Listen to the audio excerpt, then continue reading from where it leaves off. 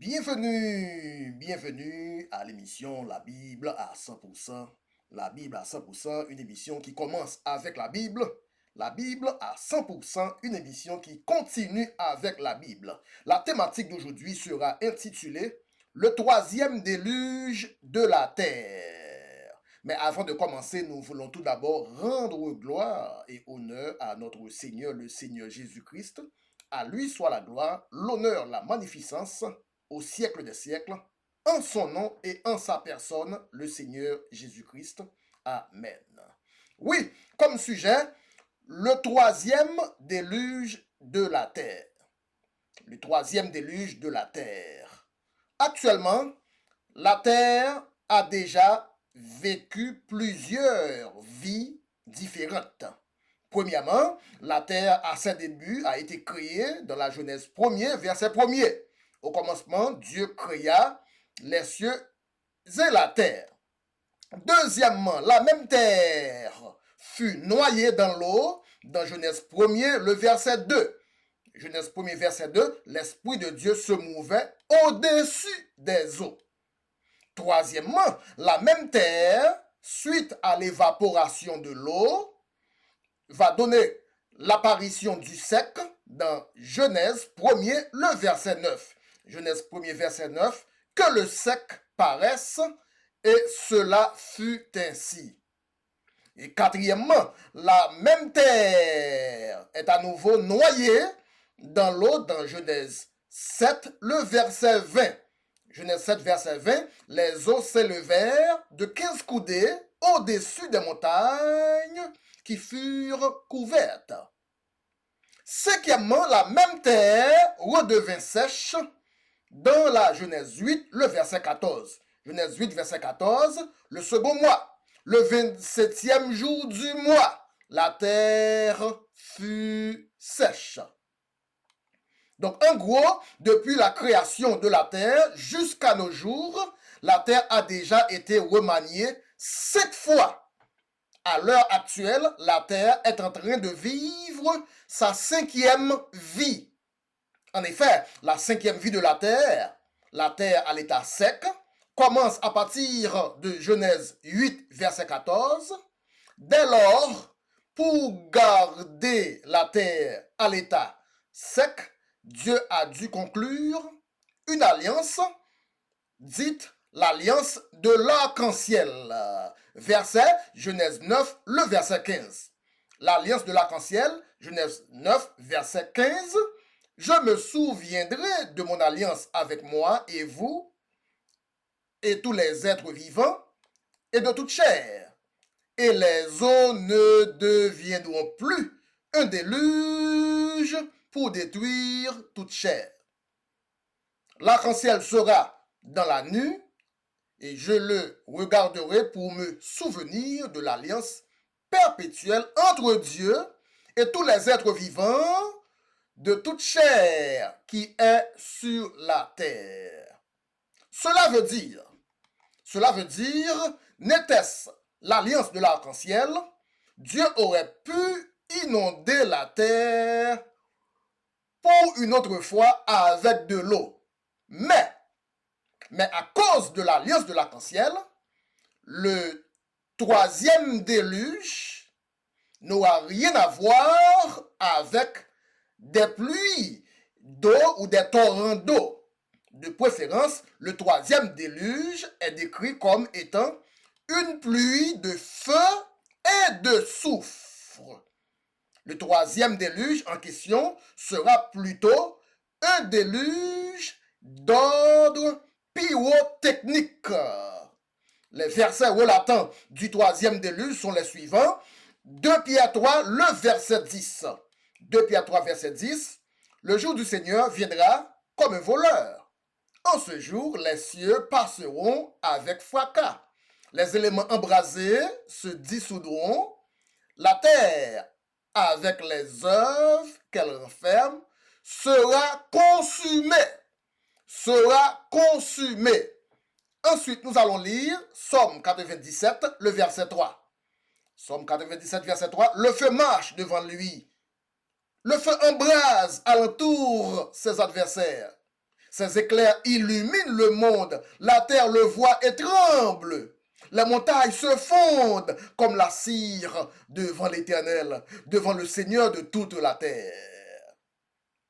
Et toujours en rapport au troisième déluge. Ensuite, Apocalypse 16, verset 21. Apocalypse 16, verset 21. Une grosse grêle dont les grêlons pesaient un talent, tomba du ciel sur les hommes. Et les hommes blasphémèrent Dieu à cause du fléau de la grêle, parce que ce fléau était très grand. Ce fléau était très grand. Alors, il faut aussi noter que l'alliance de l'arc-en-ciel, en question, l'alliance de l'arc-en-ciel n'empêche pas des pluies météorologiques localisées. L'alliance de l'arc-en-ciel n'empêche pas des tsunamis isolés ou des ouragans sporadiques. Voilà pourquoi même à la suite de l'alliance de l'arc-en-ciel, il y a eu et il y aura encore plusieurs petites inondations régionales. Maintenant, parallèlement, la Bible démontre plusieurs petits échantillons de pluie, de feu et de souffle à l'échelle locale, comme échantillon avant-coureur du grand déluge de feu et de souffle à l'échelle mondiale. Par exemple, la toute première pluie de feu et de souffle à l'échelle locale est enregistrée dans Genèse 19, le verset 24. Alors l'Éternel fit pleuvoir du ciel sur Sodome et sur Gomorrhe du soufre et du feu. Du soufre et du feu. Ensuite, une autre petite pluie de feu et de soufre à l'échelle locale est enregistrée dans l'Exode, chapitre 9, le verset 23. Exode 9, verset 23. Moïse étendit sa verge vers le ciel, et l'Éternel envoya des tonnerres et de la grêle, et le feu se promenait sur la terre. Le feu se promenait sur la terre. L'Éternel fit pleuvoir. Pleuvoir quoi? De l'eau? Non. L'Éternel fit pleuvoir de la grêle sur le pays d'Égypte. Toujours à l'échelle locale. Maintenant, Josué 10, le verset 11. Josué 10, le verset 11. Comme les ennemis fuyaient devant Israël, et que ces ennemis-là étaient à la descente de Beth-Horon, l'Éternel fit tomber du ciel sur eux de grosses pierres jusqu'à Azeka, pardon. Et les ennemis périrent. Ceux qui moururent par les pierres de grêle furent plus nombreux que ceux qui furent tués avec l'épée par les enfants d'Israël. Alors nous voyons que depuis dans l'Ancien Testament, il y a eu bon nombre de pluies de feu et de souffle à l'échelle locale dans le passé.